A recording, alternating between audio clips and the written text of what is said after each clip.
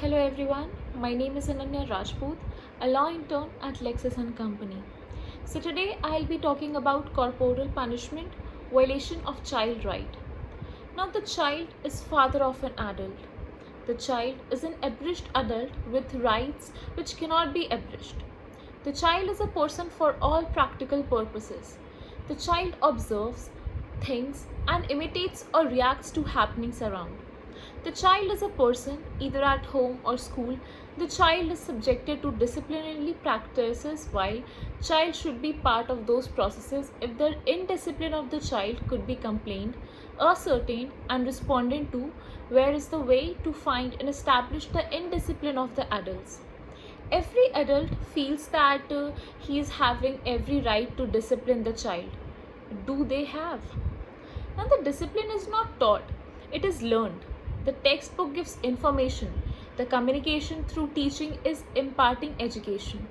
To attain wisdom, an abundant amount of common sense has to be added to the education, which then includes discipline.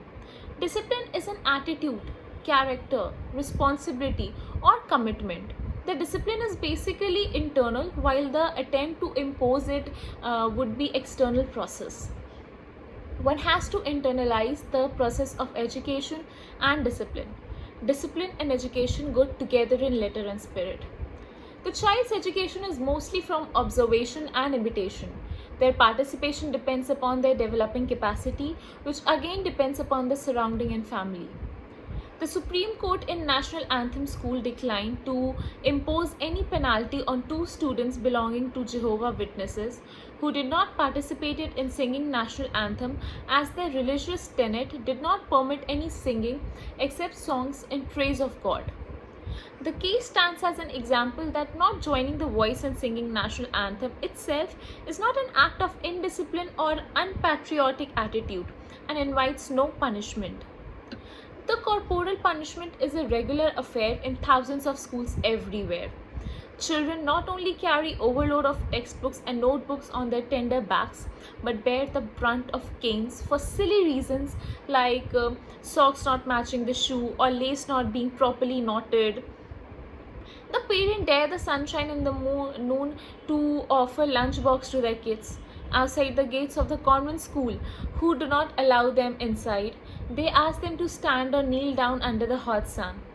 Sometimes students will be asked to complete the assigned writing work in kneel down position.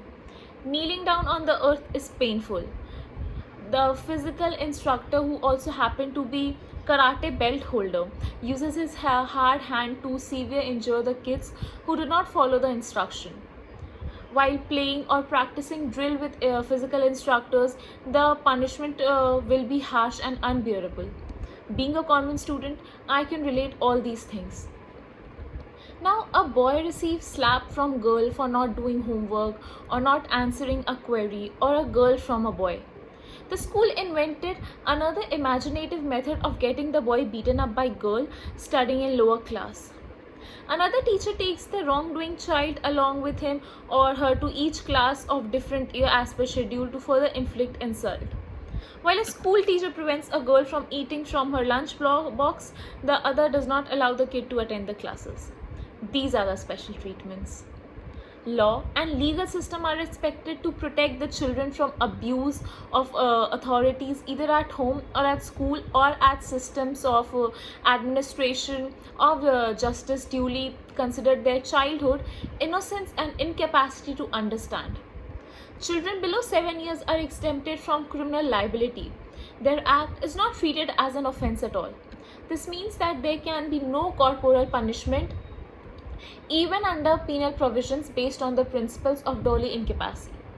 Similar exemption is extended to children of above 7 years and under 12 years of immature understanding under section 83 of Indian Penal Code. In essence, a child cannot be subjected to ordinary methods of physical punishment, including imprisonment for the offences owing to their age and incapacity of formulating a malicious intention. Thus, for being a student and having a committed of wrong of not doing homework or violating a dress code should not invite any corporal punishment. Indian Penal Code section 88 protects an act which is not intended to cause death. done by consent in good faith for a person's benefit. Master assisting pupil fall under this clause. A head teacher who administers in good faith a moderate and reasonable corporal punishment to a pupil to enforce discipline in school is protected by this section, and such an act is not crime under section 323. It is revealed during the consultation meetings held by NALSAR in the process of preparing the report on implementation of Convention of Rights of Children that the children flee from their homes and schools because of the tyranny of parents and teachers respectively. The indiscriminate beatings by the parents frustrate the children and forces him to get out of the house, which eventually makes them street children where all kinds of perils are ready to attack him. The street influences him or her to become either a delinquent or an avara. The child is exploited, exposed, and suffered to lose his childhood. There are several horrible experiences narrated by children saying that they turned into labor because they could not stand the beating and insults from the teacher, either not responding to attendance call or not doing some prescribed homework or for failing to answer the questions properly. If child is not responding to teacher or defying the instruction, it could be mostly a question of psychology of that child, which the most of teachers in school do not understand. Sometimes a child specific approach is needed to understand him or her and the shape up to the requirements. Instead of adopting proper and required treatment towards the children, parents, and teachers who draw quasi parental authority from them, inflict corporal punishment reflecting their imbalance or frustration. Now, how can a child improve if in understanding a lesson if battled up by the elders? The education department must be well equipped with necessary personnel who can study the reasons of child behavior and teacher reactions and inspect the school, whether in private sector or public sector, to oversee if any tormenting conditions are existing.